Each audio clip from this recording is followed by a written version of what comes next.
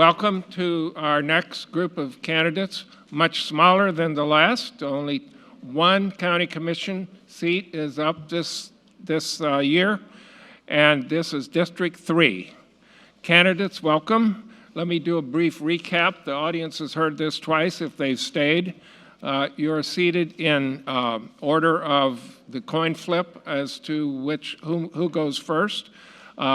This panel will question you, alternating who's first to take a question. There will be a brief lightning round at the end for which only a yes or no or a one-phrase answer is expected. You get 1 minute to introduce yourself, and at the end, a 45-minute wrap-up statement. Please limit your answers to 45 seconds or less, and so that we can get as many questions in as possible. The rebuttals of 30 seconds are allowed at my discretion. The timers in front have flashcards that they will flash at 10 seconds and at stop when your time is up. And now, let me introduce the panel. On my left, Mr. Jeremy Wallace, government and political reporter for the Tampa Bay Times.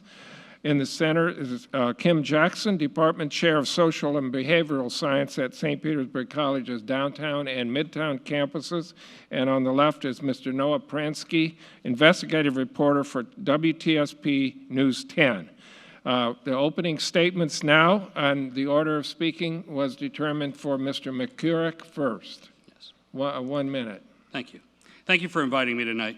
As you know, I'm a businessman with over 30 years of global business experience. My focus was on business and supply chain strategies and overall operations, helping global companies and governments to succeed through innovation, hard work, and doing right for others.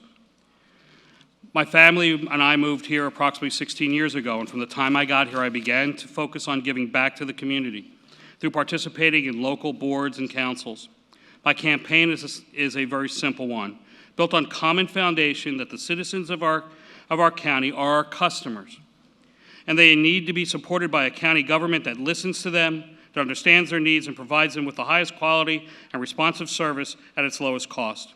I'll continue to focus on sustainable job growth and economic development, improve collaboration and communications between our citizens, municipalities, and unincorporated areas. I'll also continue on the preservation of the quality of life, including mission-critical government functions and responsibilities such as public safety, health, and infrastructure. Pinellas County needs leaders that will listen. Your time is up, Mr. McCurrick. Sorry. Okay. Mr. Justice.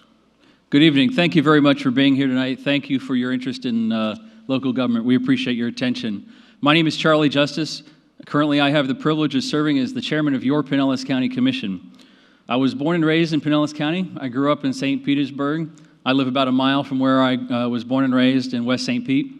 I'm married to Kathleen for 20 years, and we have two beautiful daughters, Allison and Erin.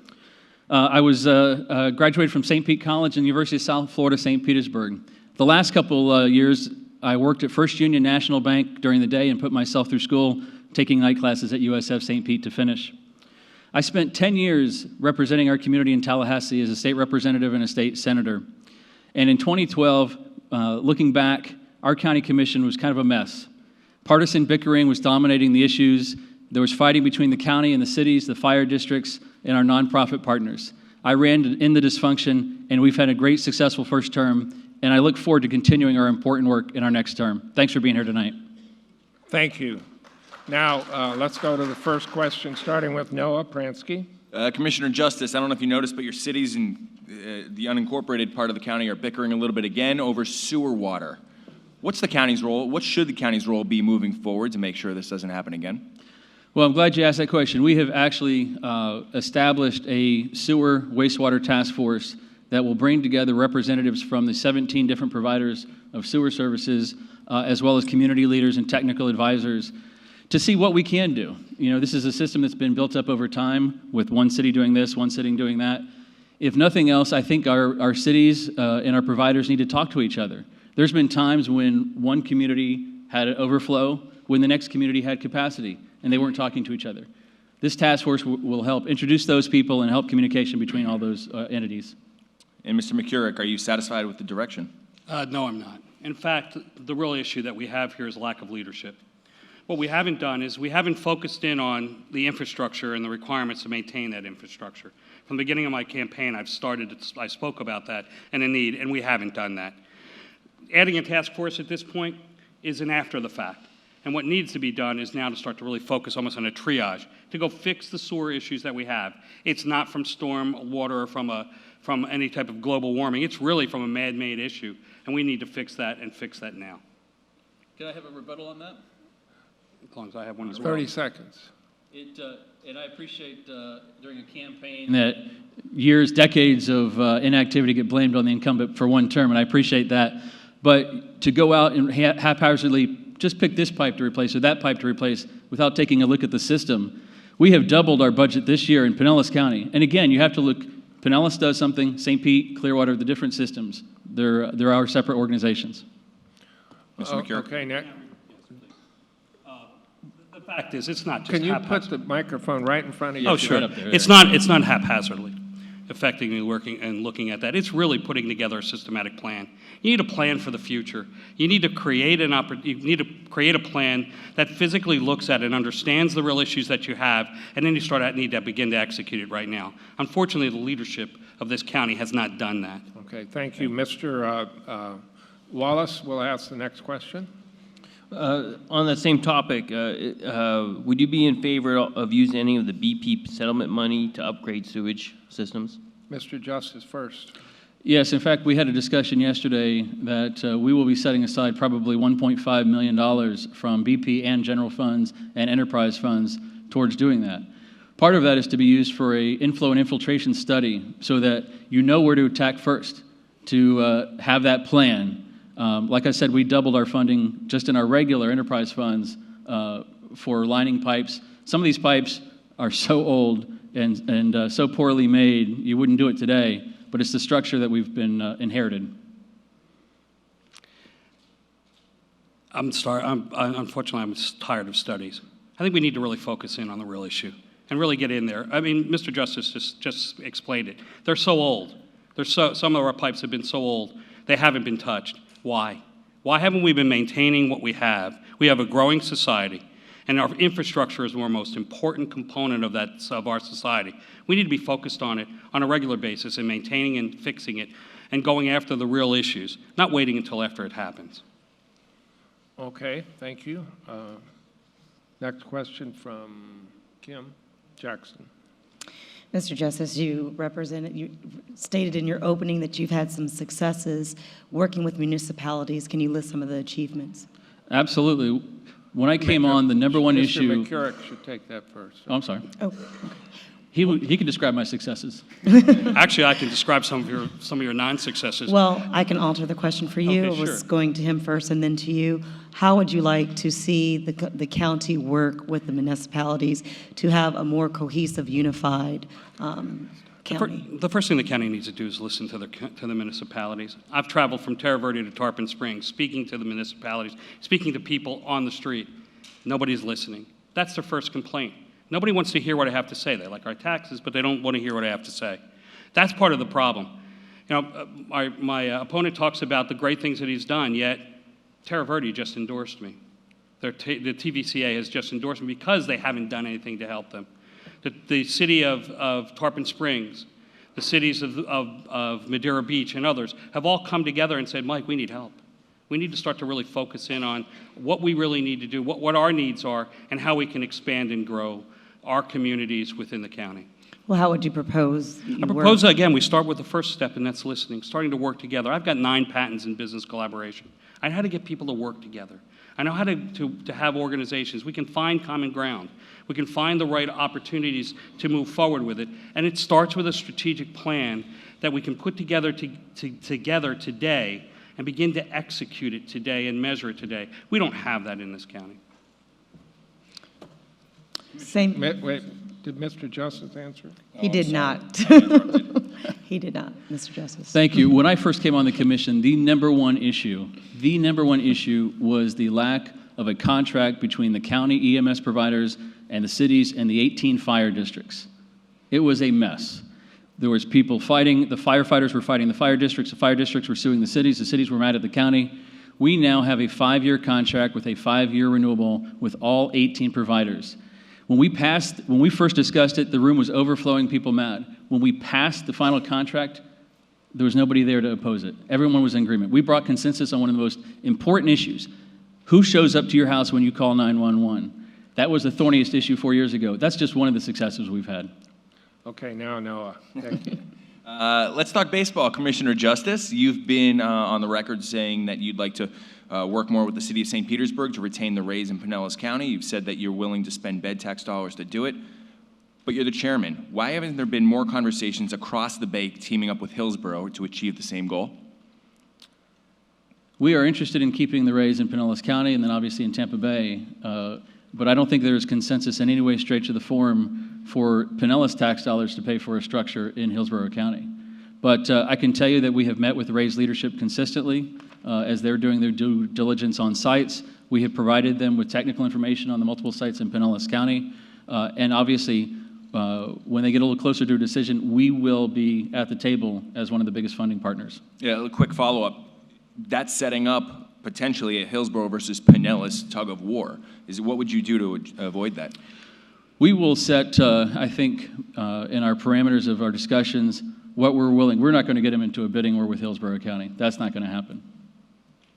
And Mr. McCurrick, you have also said on the record you're willing to spend bed tax dollars. Why do you believe that the Rays should stay in Pinellas County when clearly location has been an issue in their current situation? I would agree to use sped tax dollars to help, but I'm a little different. My approach is that I want to see that the ownership of the Rays step up to the table just as much as the county and the community. It's important that the taxpayers get value for for the service or for the value of what should be provided to them for any funds that they put up. So yeah, I'd be willing to work with them, but I want to see that we can create a business opportunity that makes sense, that adds value back to this community. I would agree with Charlie. I wouldn't want to give Pinellas County funds to Hillsborough in the front end of this. What I would like to do is find a place where a team can be successful, where a team could work closely with the community. If you look at every other successful team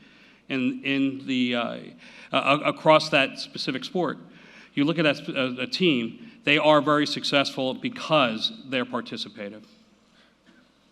Thank you. Jeremy Wallace, a new question. Do you support or oppose the Pinellas County Commission's recent decision to ban fracking in the county, and why? You. Mr. McCullough. It really makes me laugh a bit because I don't believe that the fracking would ever be done in this area anyway. It isn't something that we would look at the water table that we have, and to consider doing anything with fracking was just, to me, it would just be not something that would be done. I support the ban. We passed the ban, and we believe it was important not only for the potential properties that do exist in Pinellas County, but also to send a message to Tallahassee and our legislators that we feel strongly about that issue.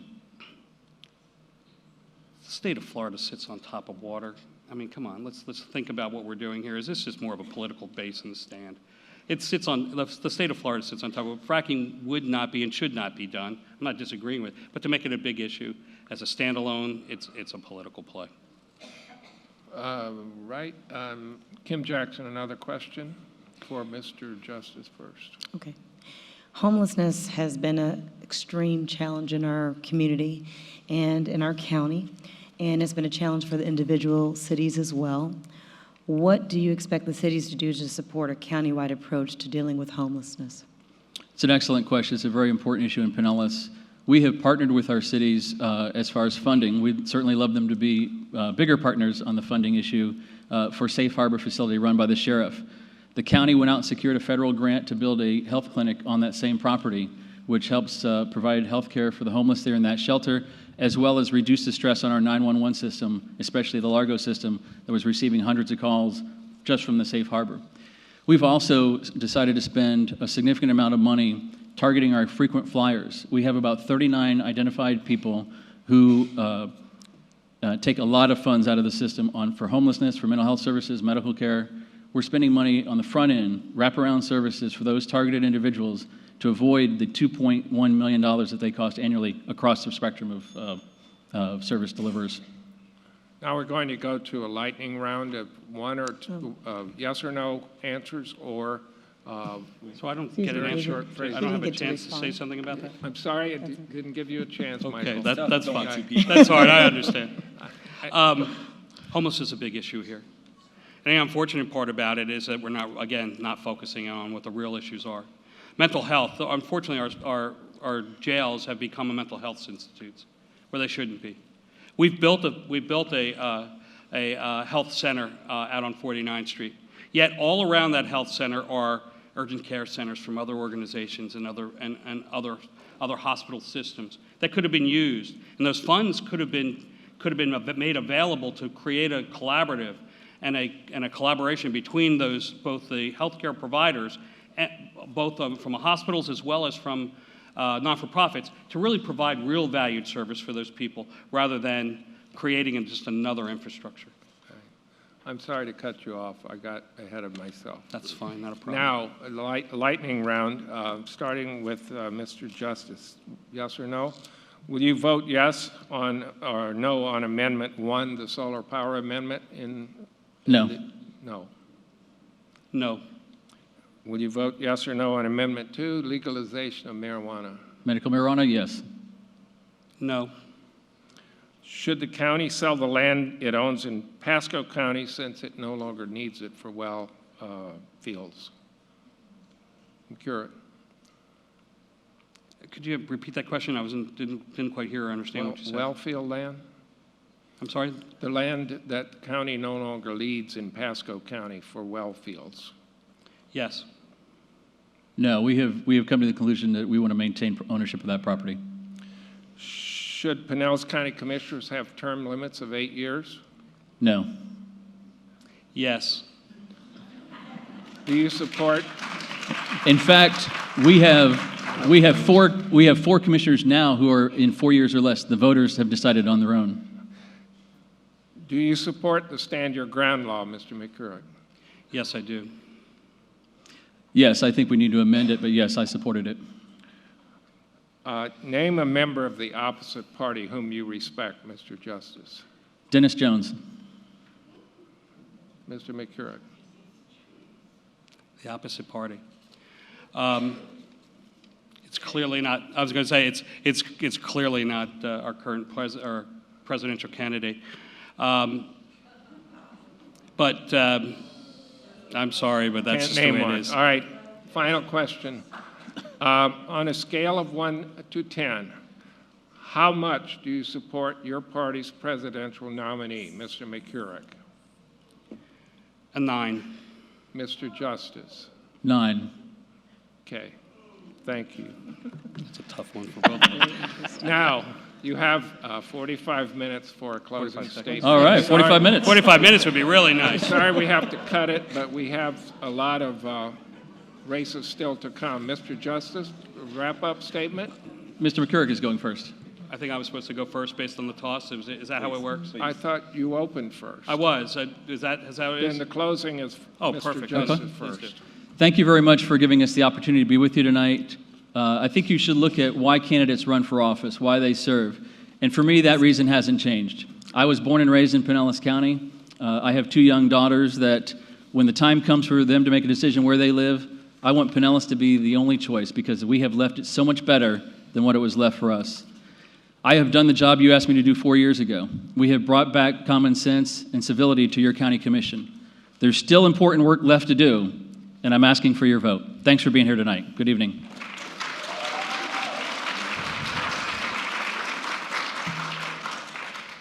I agree that you should look very hard about who you should vote into your county commission.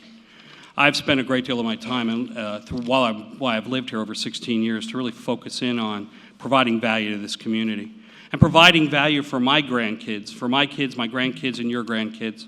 It's important for us to look to the future and create opportunities for them going forward, but we need to create them now. We have to manage an ongoing operational process, which is what our county has to do, and it has to be really focused on being driven by leaders.